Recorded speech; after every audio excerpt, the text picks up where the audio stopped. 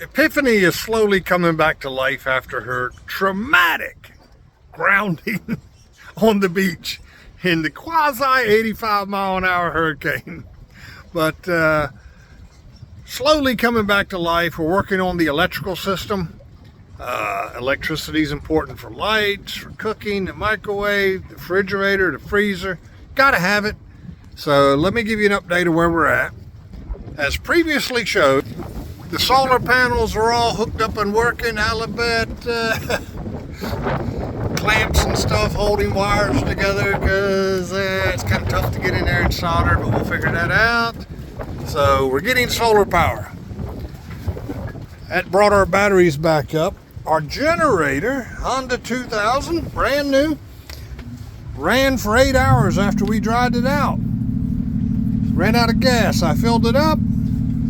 The original problem was no spark to the spark plug. We finally got it dried out enough to get a spark, and it ran for 8 hours.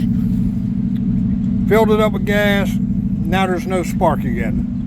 So fortunately, we have friends who just come over. My multimeter got salt watered and is trash, and they have loaned me a multimeter to go through the circuits on this test coil, test the ignition system, see if I can figure out why it's no spark.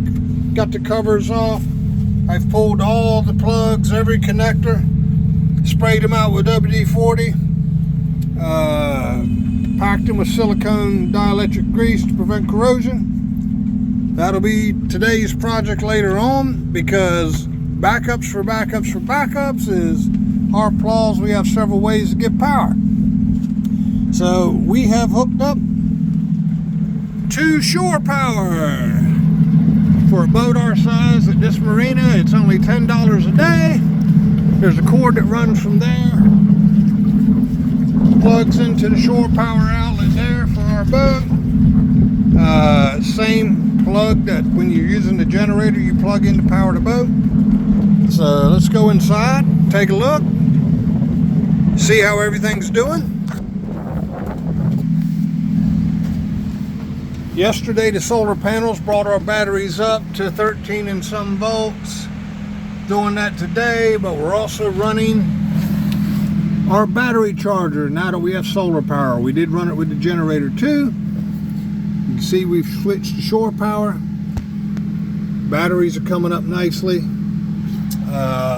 We've got all our fans running, trying to dry things out.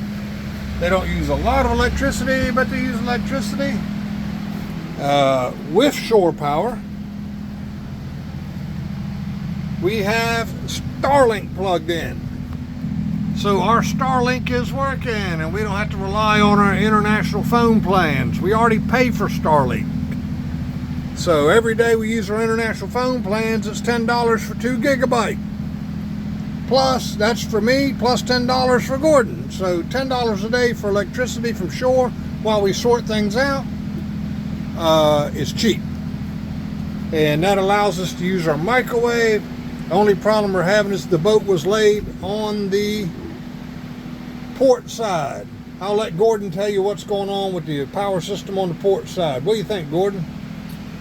It looks like everything, all the holds and the and particularly the electric outlet there, back there, probably in the bathroom, are all waterlogged, and so we need to pull the plates off, dry them out, and we're going to pull all the cans and stuff out of the holds and dry them out.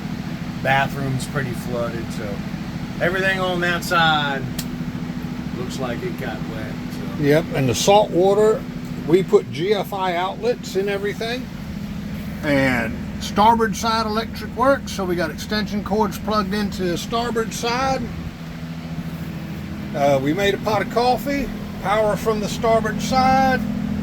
We got our freezer running from the starboard side. The circuit we put on the port side is dead.